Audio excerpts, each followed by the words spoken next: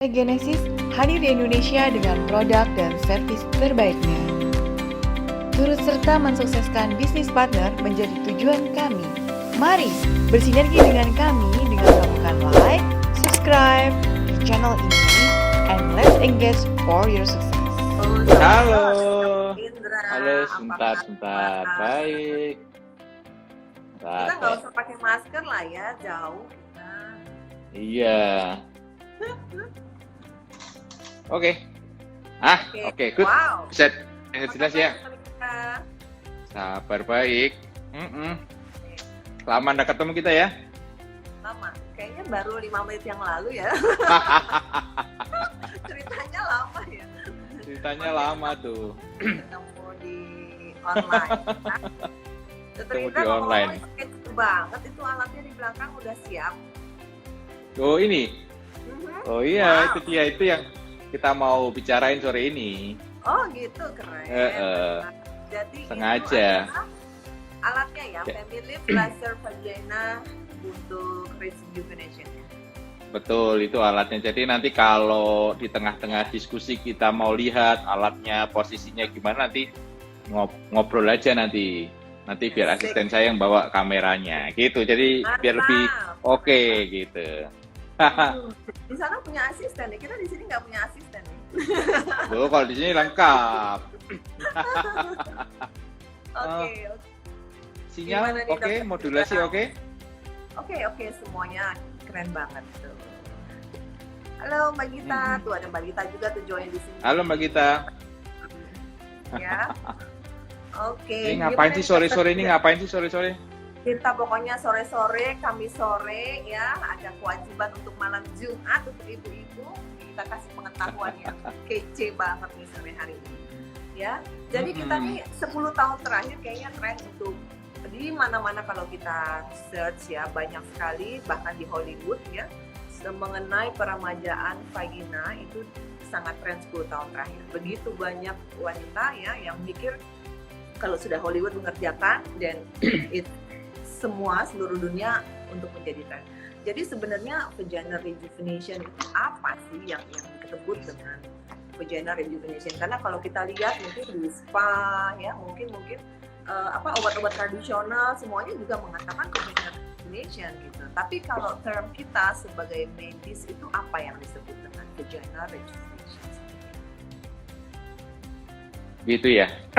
Memang itu kata-kata rejuvenation, kata-kata yang sangat menjual ya. Rejuvenation identik dengan,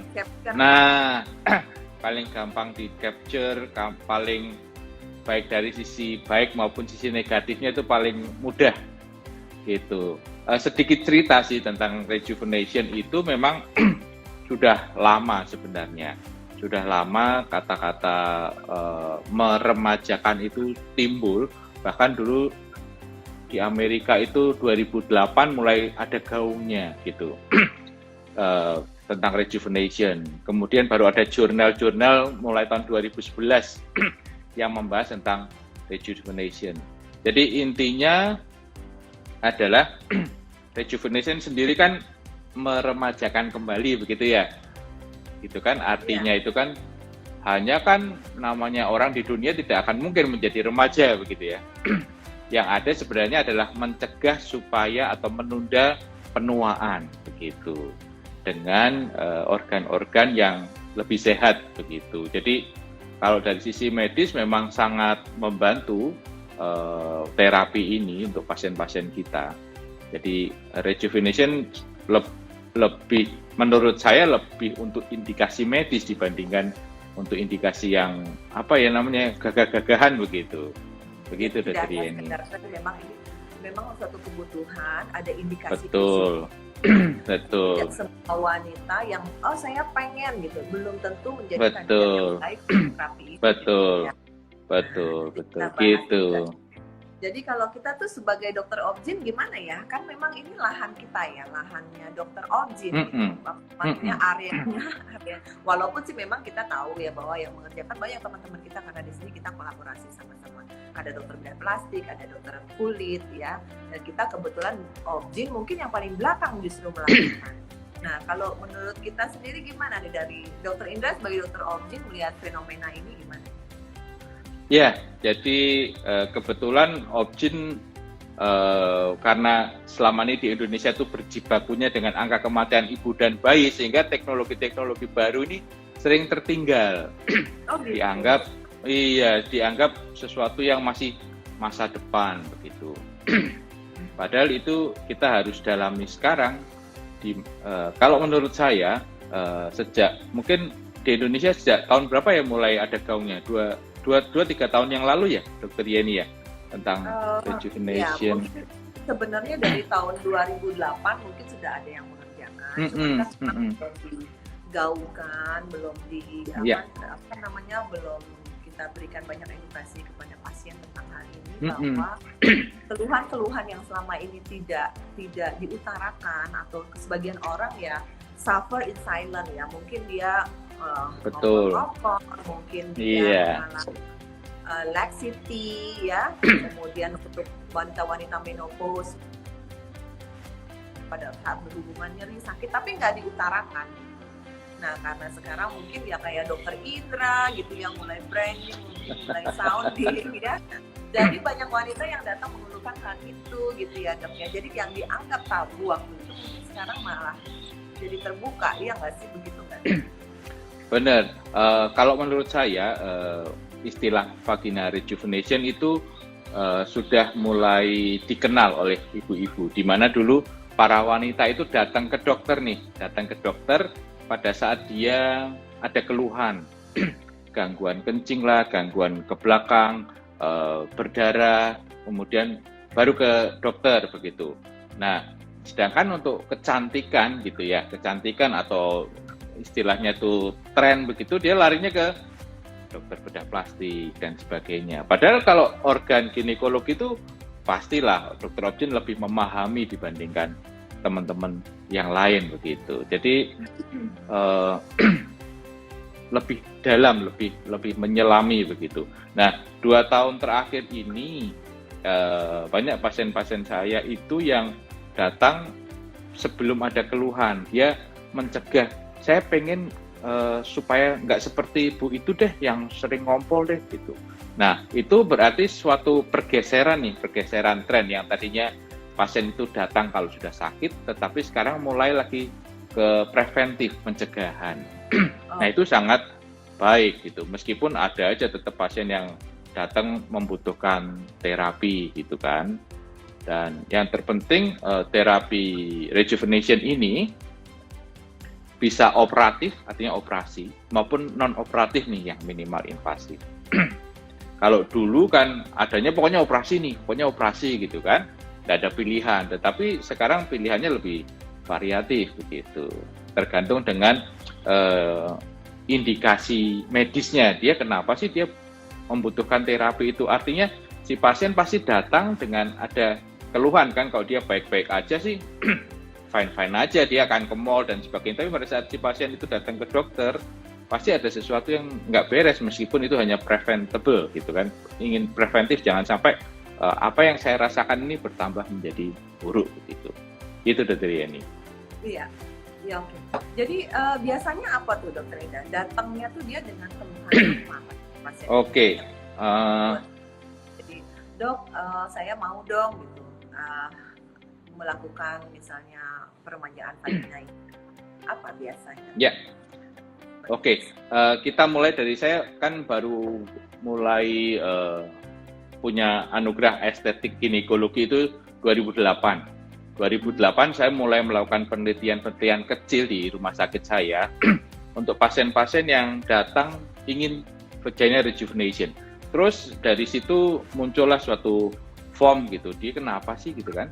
Ternyata mereka keluhan yang paling utama itu adalah dispareni. Dispareni itu nyeri saat berhubungan dengan suaminya atau mungkin dengan pacarnya, ya itu nggak tahu, pokoknya dengan pasangannya lah. Itu yang paling besar, sekitar 65%. Kemudian turun sedikit, sekitar 40% itu rasa terbakar di vagina. Gitu. Mungkin pada usia lanjut, wanita usia lanjut atau perimenopause atau Nah begini. awal-awal saya melakukan penelitian ini, saya pikir gejala-gejala itu hanya ada terjadi di orang-orang ya atau wanita yang menopause gitu ya, premenopause gitu ya. Tapi ternyata tidak. Di mana pasien termuda saya itu usia 36 tahun gitu. Dengan keluhan yang dia dengan sangat terbukanya, saya kalau berhubungan sakit dispareni, saya kalau berhubungan kadang vaginanya panas. Hanya sebagian kecil, artinya sebagian kecil itu mungkin 20% yang dia ada keputihan, datang ke saya dengan keputihan. Artinya begini, kalau keputihan maka dia akan datang ke dokter, diberikan obat mungkin itrakonazol dan sebagainya, selesai. Tetapi pada saat pasien yang kompleks gitu ya, kompleks dengan obat sana sini tidak selesai, baru dia mencari fasilitas kesehatan yang lebih tinggi. Artinya apa? Si pasien-pasien ini sudah mulai mengenal tentang vaginal health index gitu. Jadi vaginal health index itulah kita akan lihat sebentar ya. Ini saya buka kepean dulu nih. Nah, di vaginal health index itu yang diperiksa ternyata tidak hanya sekedar apa ya, pokoknya vaginanya longgar atau enggak gitu ya. Itu karena vaginal rejuvenation, betul, vaginal rejuvenation bukan sekedar mengecilkan vagina gitu. Kalau hanya mengecilkan itu hal yang mudah. Artinya tinggal pintunya aja dikecilkan gitu kan selesai. Tapi kan bukan itu dari vaginal rejuvenation. Vaginal rejuvenation adalah global gitu ya. Nah, pada vaginal health index itu kita bisa mengukur nih elastisitas dari vagina seperti apa. Kemudian tetap di vagina kan tidak boleh terlalu kering, betul. Kelembapan vagina. Kemudian harus ada cairannya sedikit-sedikit deh gitu. Terus yang paling utama adalah integritasnya atau kelenturan dari vaginanya begitu. Jadi itu yang tergabung dalam vaginal health index begitu. Iya. Jadi banyak sekali ya yang bisa dilakukan dengan apabila pengobatan konvensional yang sudah dilakukan tapi belum memberikan hasil yang maksimal, ya mungkin kita perlu melihat apakah pH vaginanya itu ternyata berubah atau tidak, kemudian integritas, kelembapan vagina. Yang begitu kan memang nggak ada obatnya ya, mau nggak mau harus dilakukan tindakan ini misalnya seperti ini. Iya. Oke. Jadi usia sebenarnya kapan sih? Oh, ada batasannya nggak? Oh, oke, boleh yang melakukan boleh usia sekian gitu. Terus kondisi-kondisi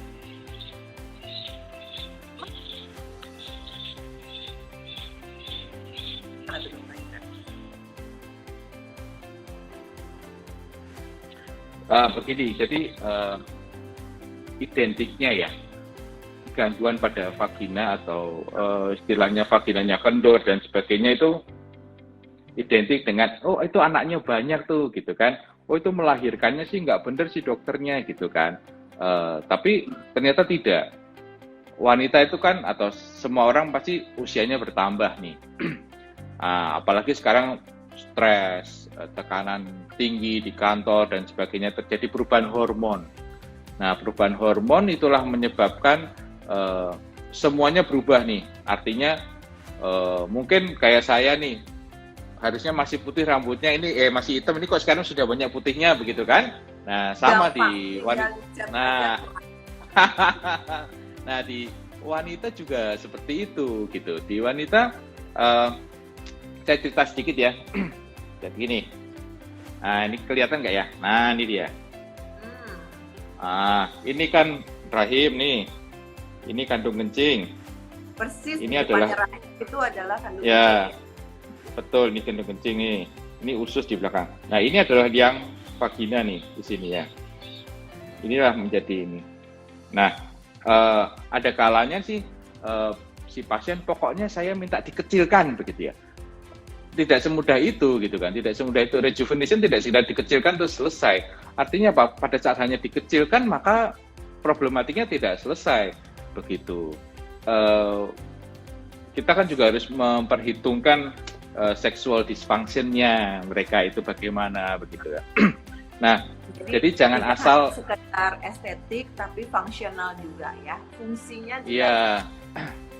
Jadi karena tidak hanya untuk dipandang-pandang ya. Betul. Looks-nya betul. Looks-nya harus good, feels-nya pun harus good begitu. Oke. Nah, begitu. Jadi agak sering kali tuh rejuvenation pasien datang, dok saya minta dikecilkan. Wah, apanya yang dikecilkan begitu kan? Nah, problematiknya bukan itu gitu kan. Jadi ini adalah edukasi ke pasien gitu. Jangan sampai pasien itu keliru gitu kan. Artinya pada saat keluhannya seperti tadi, vaginal health index-nya dia nggak karu-karuan, hanya dikecilkan pintunya aja, wah, setengah mati nanti akan kembali menjadi suatu komplikasi, betul. Tidak menyelesaikan masalah. Tidak menyelesaikan Jadi, masalah, betul. pada prinsipnya adalah tidak memandang usia ya, Betul. kita dewasa gitu ya.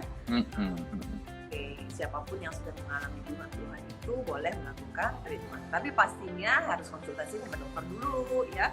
Mungkin kalau misalnya lakukannya di center yang tidak memadai, tentunya tidak menggunakan form, indeks dan lain-lainnya ya, pemeriksaan daerah kuantitasnya juga tidak secara benar ya. Jadi memang harus kita hati-hati, tidak sekedar melakukan yang penting peremajaan vagina, yang penting judulnya udah vaginal rejuvenation, wah udah ikutin tren. Nah, jadi gitu betul. Bukan suatu tren ya. Jadi memang harus dilihat kebutuhannya lagi ya. Betul. Karena kalau kita tidak memperhatikan yang vaginal atau kesehatan vagina tadi, maka dengan mudahnya nih jamur masuk, bakteri masuk, mungkin virus penyebab kanker pun dengan mudahnya dia akan lewat nih, gitu, menempel di serviks kita. Jadi vagina itu adalah apa ya, pertahanan dia, benteng gitu. Kita harus benar-benar diperhatikan begitu. Gitu. Siap. Jadi kalau untuk melakukannya gimana dok? Perlu sekali aja, sekali atau dia berulang kali? Apakah perlu maintenance? Wah, kayak mobil aja nih. Oke, sebelum sebelum kita cerita ke treatmentnya itu berapa kali, saya ingin cerita deh, buat apa sih treatmentnya itu? Ya, kita kembali ke boneka ini kita lihat di vagina ini ada seperti giginya nih. Kalau saya pakein tuh kayak gini nih, mana ya? Nah, ini ada giginya nih. Nah, itu kalau kedokteran namanya ruge di sini. Nah, ini adalah gregetnya itu ya. Ini adalah istilahnya vagina yang normal nih seperti ini. Nah, tetapi berjalannya waktu, stres dan sebagainya, maka menjadikan seperti ini nih. Lekukannya kan lain nih. Jadi nah, lebih ini licin ya. Betul. Inilah yang inilah yang namanya. Jadi gigitnya juga kurang kali ya. Nah, bandingkan aja nih sama ini. Tuh kan, jauh. Oke. Ya. Ngomong-ngomong itu punya istrinya ya, tempat telur istri. Iya nih itu. Apa namanya? Peredam. Nah, seperti ini, maka dia bisa ada giginya karena di dalamnya ini ada kolagennya nih. Nah, kolagen itulah yang menciptakan kelembapan, kelenturan dari vaginanya, kemudian moisturizer-nya jadi lebih baik begitu. Nah, seiring dengan waktu maka kolagennya yang di sini dia akan kempes gitu. Sehingga pekerjaannya tidak maksimal. Nah, untuk itu kita butuh mesin khusus yang canggih yang bisa membangunkan kolagen yang di sini supaya dia sehat kembali begitu. Nah, itu suatu rejuvenation seperti itu. Jadi tidak sekecil dikecilkan begitu kan. Nah, susah jadinya. Ya, jadi memang katanya dikatakan bahwa setelah 18 tahun kita tidak memproduksi kolagen sendiri ya. Jadi makanya setelah kalau saya gitu udah 45 tahun berarti mungkin udah less than 50%. Jadi harus perlu diinjus lagi ya kolagennya ya. Biar muncul elasinnya, kolagennya gitu biar lebih lentur, tidak nyeri pada saat ini. Terus rugenya biar muncul lagi karena bumi di atas 35 tahun mungkin akan sudah mulai licin gitu ya. Jadi greget-gregetnya tidak sebanyak sebelumnya. Oke. Iya. Jadi tapi itu perlu maintenance ya dok. Itu gimana sih alatnya, boleh ditunjukin nggak sih gimana pada pemakaiannya? Sebentar, ini harus Mas Tommy nih yang Sebentar. kelihatan Ya, dari sini cukup kelihatan. Bentar ya, ini kita harus balik soalnya. Gimana caranya ya? Nah, ini macam. Oke. Ini alatnya, begini. Ini mesinnya, ya. Kemudian sini. Ini adalah meja kalau pasiennya kita lakukan operasi begitu. Nah, mesin ini gimana caranya ya? Biasanya ada asistennya nih, jadi susah nih. Nah, Saya bantuin Ya. aja dok. nah begini. Jadi memang inilah yang masuk ke dalam seperti ini. Oke. Ini betul. harus Nah, besar ini gitu ukurannya. ya, Dok? Ada nggak ukuran? Nah, kalau ini ada ukurannya berbagai macam nih. Ini tersedia beberapa ukuran. Nggak usah khawatir dengan melihat yang sebesar itu gitu ya. Betul, dan ini kan ada garis-garisnya nih. Ini juga tidak perlu masuk semua gitu kan. Begitu. Nah, Tergantung yang dari terpenting panjang. adalah ini. Iya. Ya, jadi tidak perlu masuk semua. Mungkin cuma segini kan tidak masalah begitu kan. Nah, yang terpenting adalah sinar laser ini akan dipancarkan dari sini, kemudian ke cermin yang di sini. Dengan pelindung ini, gitu kan, akan menembus ke mukosa dari vaginanya, begitu. Itu kayak Gitu. di laser di muka gitu dok, sakit nggak sih? Sikit atau gimana rasanya? Perlu dibius atau perlu pakai obat topikal kah? Sebenarnya sih tidak perlu. Artinya apa? Kita bisa setting nih di mesinnya ini seberapa dalam, gitu kan.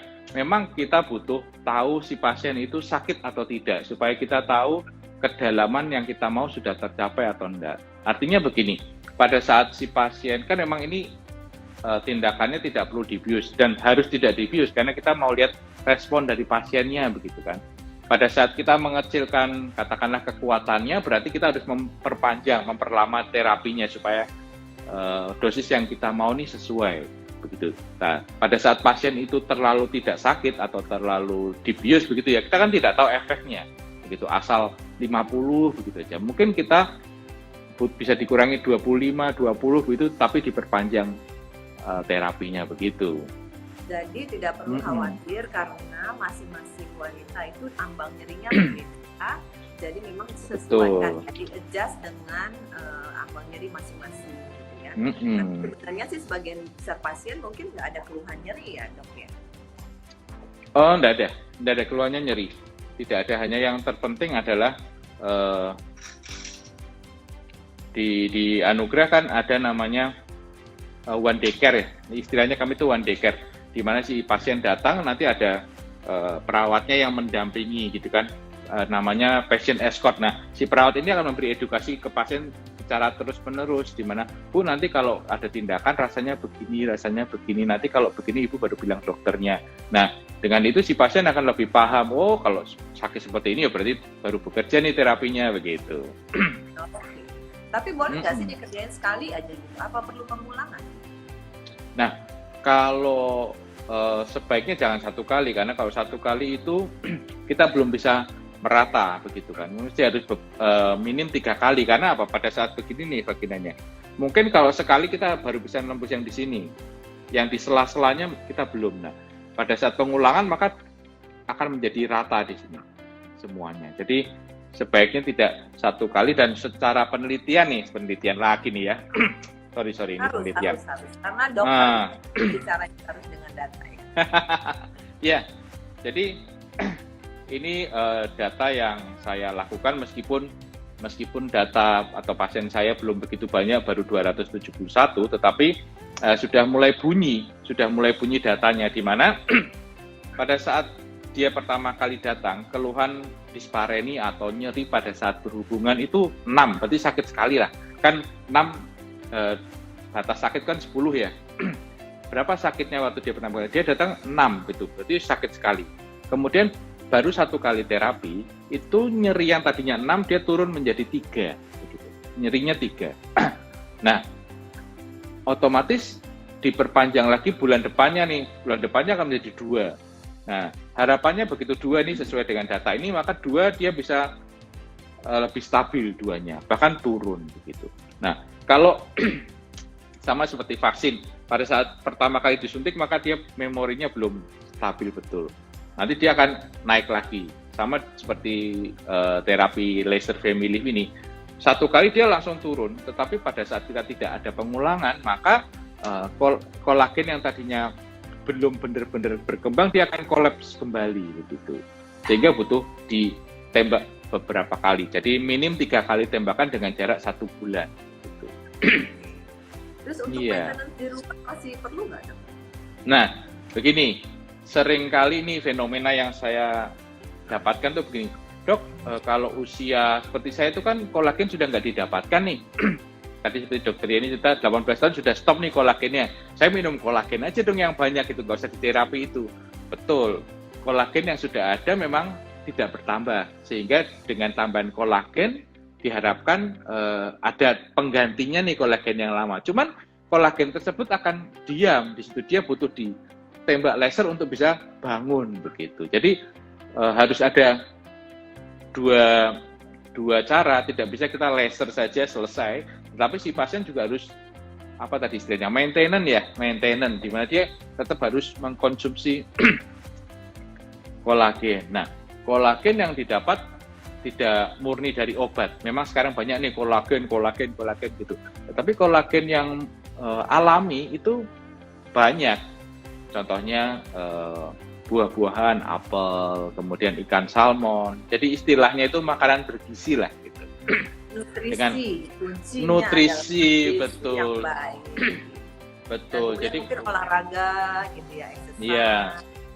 Dengan kalau olahraga nggak dong terhadap pengurangan kolagen dan juga tercapainya target pada treatment ini. Biasanya kan mungkin orang tertentu 3 kali sudah bagus, tapi mungkin pada wanita-wanita yang merokok dengan alkohol gitu ya, lifestyle-nya nggak begitu bagus, mungkin hasilnya nggak semaksimal orang-orang dengan lifestyle yang lebih sehat. Itu berpengaruh. Oke, ini data lagi nih.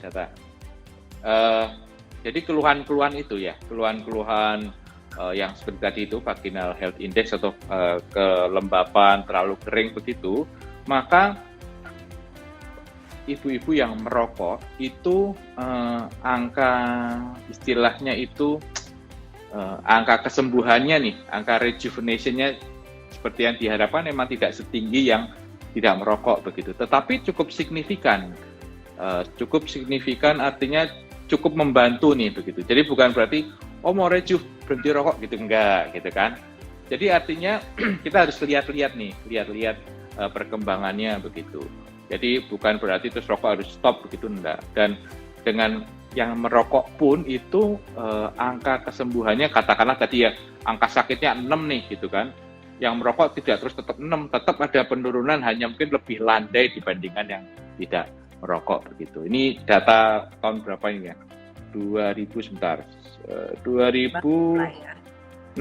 Nah, data di 2016. Jadi iya, betul.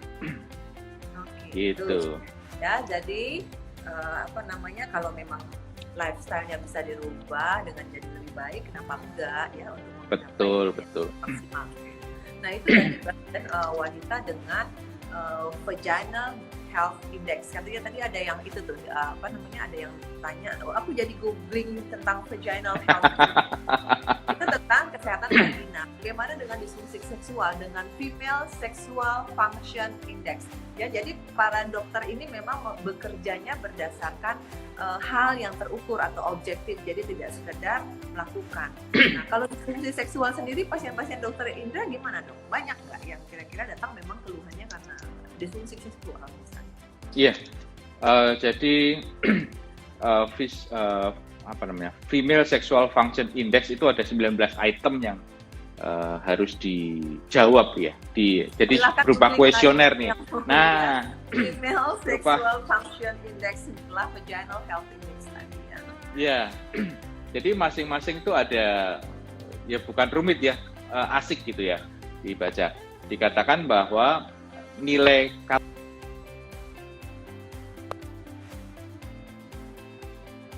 bagus. Nah, rata-rata pasien yang datang ke saya membutuhkan terapi itu nilainya hanya 26, begitu.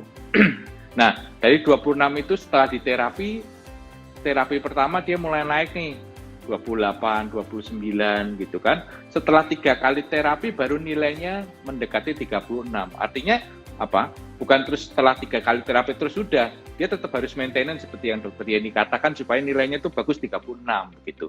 Nah, kalau saya ikuti pasien-pasien saya itu baru benar-benar tercapai tanpa terapi Femilif itu 3 bulan. Baru dia mencapai nilainya 36. Nah, dengan 36 itu dia lebih maintenance-nya lebih lama. Artinya itu tidak perlu tidak kembali lagi ke saya dengan keluhan yang sama itu lama, bahkan mungkin Dalam hampir jangka 1 waktu tahun. tidak perlu dilakukan. Iya, tidak perlu. Itu saya tahu karena pasien itu saya pegang tuh, pasiennya saya pegang tuh, Bu nanti setelah ini 3 bulan kontrol ya, pap smear ya, gitu. Jadi intinya si pasien harus dalam keadaan yang sehat supaya dia bisa memaintain female sexual function-nya itu 36 gitu. Jangan sampai dia katakanlah baru 3 bulan setelah terapi, ternyata ada infeksi serviks, cervicitis dan sebagainya, maka female-nya akan kacau. Apakah ini karena infeksinya, apa karena memang terapinya yang tidak betul? Nah itu jadi kacau. Jadi harus kita sebagai dokternya harus memaintain pasien itu. Gitu. Jangan kasih kendor ya. Bukan kan ini kan itu kita kan harus berpikir komprehensif begitu ya, tidak sekedar mau apa Bu regime oke gitu kan selesai gitu kan, kita nggak lihatnya faktor risiko juga ya. Betul betul. Yang tanya tuh bagaimana dengan komplikasi yang mungkin terjadi itu. Oke. Komplikasi mungkin pada awal-awal di jurnal memang ada terbakar dan sebagainya, tapi makin hari makin tidak pernah ada. Dengan mesin yang bagus nih, kalau mesinnya bagus maka dia akan bisa istilahnya dia bisa berkomunikasi, too hot dan sebagainya, tulong gitu. Tulong itu terlalu lama, bukan tolong ya, terlalu lama gitu. Tulung kalau gitu. Gitu. Jadi dengan mesin yang bagus nih, komplikasi yang dilaporkan di jurnal sampai saat ini tidak ada. Kalau dulu-dulu memang ada, zaman dulu ada di mana vaginanya robek, terbakar, kemudian menjadikan komplikasi keputihan berkelanjutan. Tapi makin hari dengan mesin yang bagus, jadi yang penting yang Oke, Dokter Indranya agak lagging. Melakukan treatment begitu ya. Jadi pemilihan alat juga penting ya, Dokter Indra ya. Jadi sekarang kan banyak sekali betul alat apa, tapi yang paling penting adalah satu mungkin sudah FDA approved ya. Kemudian safety-nya dilihat lagi jurnalnya, berapa jurnal yang sudah keluar dari alat-alat tersebut ya, dengan pembahasan itu juga penting, mungkin harus dilihat sebagai dokter karena teman-teman dokter kita banyak nih yang lihat dokter kita. Jadi yang untuk tentang mesin-mesin penggunaan sebagai Iya. Kalau mau tahu nih, ini di sini nih. Kelihatan nggak ya? Nggak kelihatan. Oh, nggak kelihatan ya. Nanti kelihatan nggak ya? Nanti dikirim. Oke. Ya. Mantul mungkin apa? Mantul ya. Gitu ya. Lampunya keputusan. Terlalu terang. Ya, jadi di jurnal ini dikatakan ada vaginal rejuvenation using energy based device. Jadi artinya di jurnal ini membandingkan dengan beberapa mesin begitu ya, dan dikatakan bahwa sejak 2010 sudah tidak ada komplikasi yang berarti gitu. Jadi artinya mesin-mesin yang baru yang benar-benar bukan sekedar laser loh ya, yang memang dedicated untuk itu dengan pengetahuan dokternya yang baik, pemilihan pasien yang sesuai, itu tidak dikatakan tidak ada komplikasi yang berarti begitu. Oke, ya. Kita lanjut ke pertanyaan aja ya Dokter Indra. Ya silakan. Banyak banget nih yang masuk nih, fans beratnya Dokter Indra banyak banget. Wow. Saya nggak tahu caranya ini apa namanya live. Sore Ibu Septina Yosefin ya. Oke, sore Dokter Indra. Manfaat apa saja yang didapat dari vaginal rejuvenation? Dan syarat untuk dilakukan rejuvenation ini apa, Dok? Kalau untuk efek samping tadi udah. Kalau syarat nih apa dok? Kita kan harus tahu ya bahwa dalam melakukan itu sebelumnya tidak boleh ada infeksi. Jadi untuk pap smear harus nggak nih dok untuk melakukan itu sebelum kita melakukan vaginal rejuvenation ini? Ya, pap smear memang salah satu syarat nih. Intinya begini, tindakan vaginal rejuvenation sebaiknya dilakukan pada wanita yang sehat, begitu, supaya benar-benar nih efek terapinya tercapai, gitu.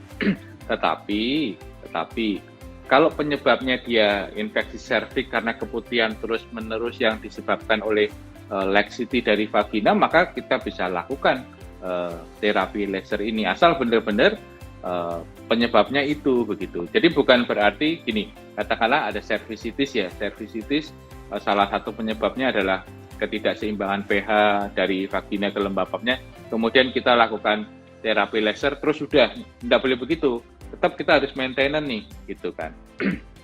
Karena kan sering kali nih pap smear-nya berulang kali hasilnya tidak bagus terus nih, gitu ya, lesi prakanker terus, begitu ya. Nah, kenapa ya sudah diterapi macam-macam begitu kok masih ya? Ternyata penyebabnya adalah pintunya nih yang kita harus benerin, gitu. Bukan berarti hanya serviksnya dilakukan krio dan sebagainya. Karena beberapa kali ada pasien tuh yang krio lagi begitu kan. Bahkan mungkin terapi loop excision mungkin ya, begitu.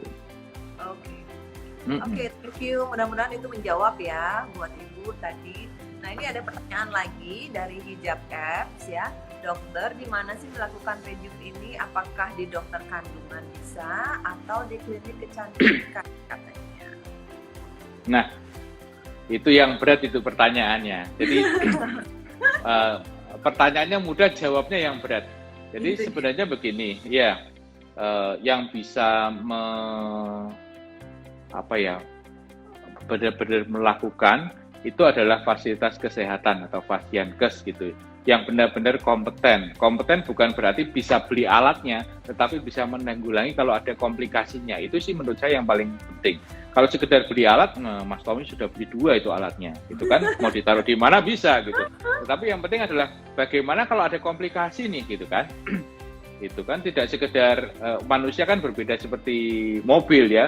Mobil datang mau ganti peleknya Pak, pasang gitu kan. Pada saat dia mentok, oh ganti deh bannya lagi gitu kan, nggak bisa manusia seperti itu. Jadi kita harus harus arif sebagai pasien, juga harus arif. Demikian juga sebagai klinisi, sebagai dokter juga tidak boleh asal, oh di situ ada alatnya bagus, saya mau deh ngerjain gitu kan. Kita harus lihat dulu kan izin praktek kita, kemudian fasilitas kesehatannya, begitu. Protokol kesehatan yang dilakukan. Jadi sebagai dokter objin memang harus hati-hati, tidak sekedar lihat oh ada alat bagus langsung kerjakan gitu. Demikian juga pada pasien juga harus benar-benar nih CV-nya si klinik itu, rumah sakit itu bagaimana begitu. Karena bukan apa, family lift ini memang minimally invasive terapi yang bisa dikerjakan di non rumah sakit, tetapi non rumah sakitnya itu harus benar-benar tersertifikasi begitu. Iya, harus benar-benar tidak bisa klinik-klinik, pokoknya tulisannya klinik gitu aja terus kerjakan gitu. Jadi benar-benar tersertifikasi, karena nggak main-main, kita main-mainnya dengan orang yang punya mungkin komplikasi, mungkin perdarahan begitu. Begitu Dokter Yeni. Ya, jadi tadi mengingat banyaknya screening yang harus dilakukan sebelum tindakan, kemudian hal-hal objektif yang harus dilihat sebelum dan sesudah treatment dengan indeks-indeks tadi yang begitu banyaknya. Jadi memang disarankan sebaiknya ke dokter yang memang betul-betul sudah Dokter Indra bilang tadi ya, sudah benar-benar memang mampu mengatasi kalau kemungkinan terjadi adanya komplikasi-komplikasi tersebut. Nah, kalau mungkin pada klinik-klinik kecantikan mungkin belum penanganannya belum terlalu komprehensif seperti mungkin kalau kita lagi main ke Semarang ketemu Dokter Indra gitu, pasti beda banget pastinya ya. Dokter Indra ada di Semarang ya. Jadi untuk Jawa Tengah, Rumah Sakit Anugerah Semarang ya. Dokter Indra ada di sana. Udah banyak fans barunya Dokter Indra. Iya. Untuk alamat lengkapnya boleh M ya untuk IG-nya Regenesis. Nanti kita share alamatnya Dokter Indra ya. Ya, kebetulan kami adalah estetik pertama di Jawa Tengah yang memang benar-benar terfokus di rejuvenation gitu. Nah, rejuvenation juga tidak sekedar terapi non invasif, tapi terapi invasif pun kami bisa kerjakan dengan berbagai kriteria tentunya gitu. Jadi harus harus benar-benar looks good, feels juga good begitu. Jangan juga feel-nya doang tapi feels better. Ya. Looks good, feel better, and best quality of life. Oke, satu lagi nih Dokter Indra, ada pertanyaan. Nah, setelah dilakukan treatment, berapa lama tuh nggak boleh dipakai? Apa boleh langsung capcus gitu dicoba? Ya, jadi memang keunggulan dari terapi non invasif ini adalah no downtime. Jadi artinya istirahatnya itu setelah terapi tidak terlalu lama. Terlalu lama dalam artian begini, bukan sekedar berhubungan suami istri, tapi pada saat selesai terapi maka si pasien akan bisa melakukan aktivitas normal tanpa harus bed rest di rumah dan sebagainya. Hanya untuk berhubungan suami istri memang harus menunggu betul, karena namanya habis terapi kan pasti belum sembuh betul nih, gitu kan. Secepat-cepatnya tetap butuh waktu gitu. Jadi memang setiap orang berbeda, ada yang 24 jam, ada yang mungkin 36 jam. Jadi benar-benar dilihat gitu ya. Jangan pagi dikerjakan, sorenya sama suaminya begitu ya. Bukan apa-apa sih, efek terapinya nanti menjadi tidak benar gitu kan. Artinya apa, pada saat si jaringan tersebut luka, dia membutuhkan waktu untuk regenerasi, revaskularisasi, rekolagenisasi begitu.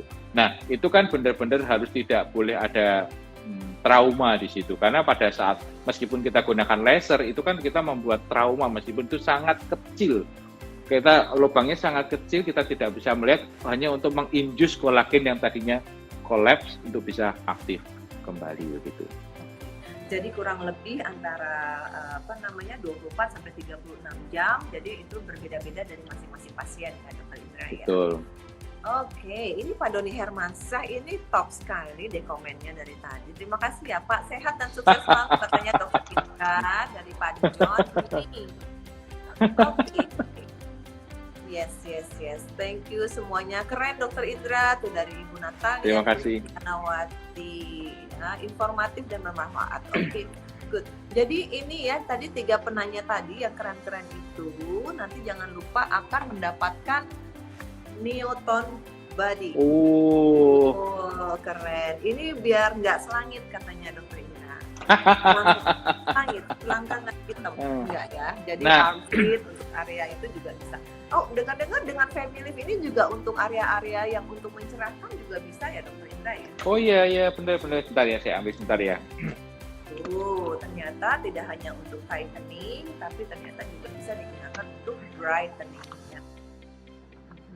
Ya, brightening memang sebetulnya. Selain itu untuk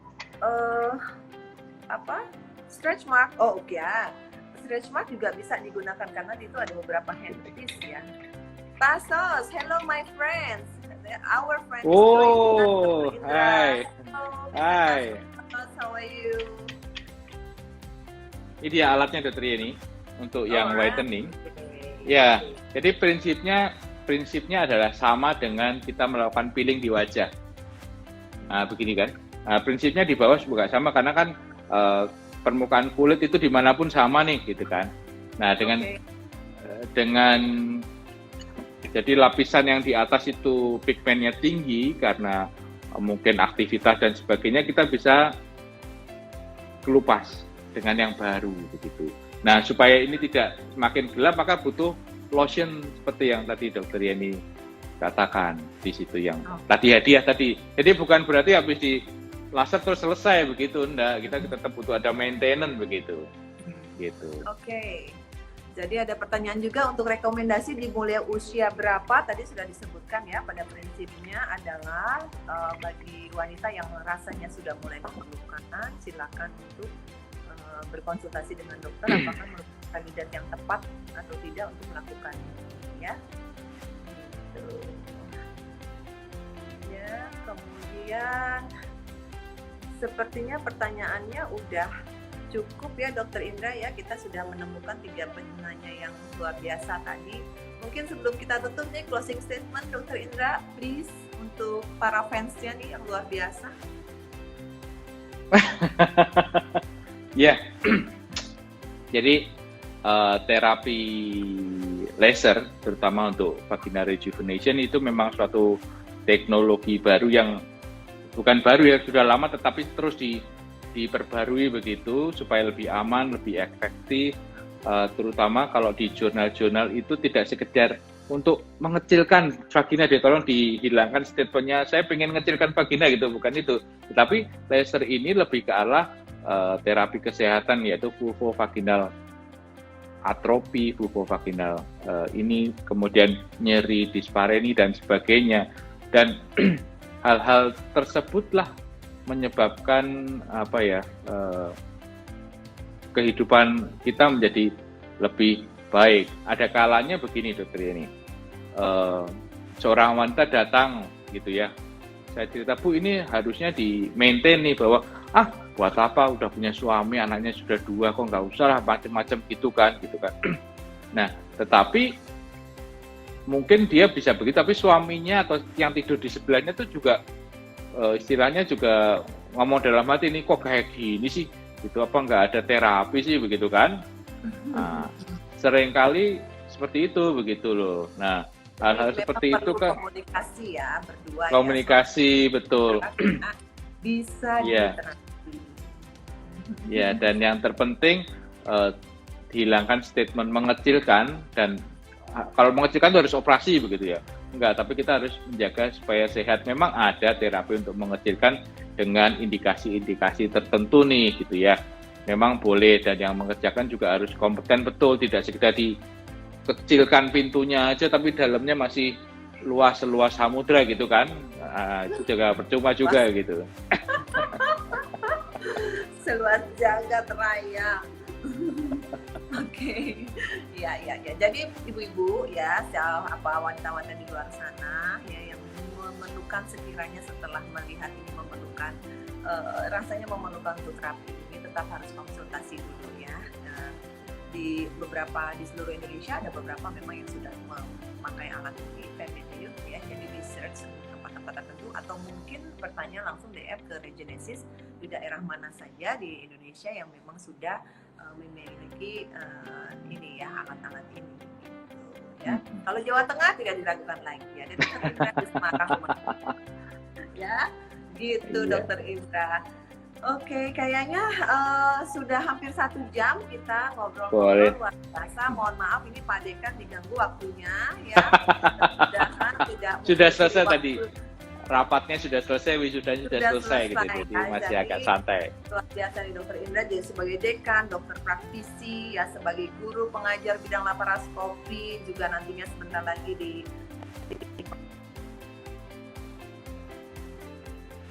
banyak atas waktunya. Baik, terima kasih. Ya, baik. Thank you banget. Untuk ibu semoga berkenan sharingnya sore ini. Luar biasa. Baik, nanti saya sampaikan. Oke, sampai ketemu lagi Dokter Indra. Oke. Ya, thank you semua. Bye, sampai ketemu. Ya, pamit. Thank you, Brita.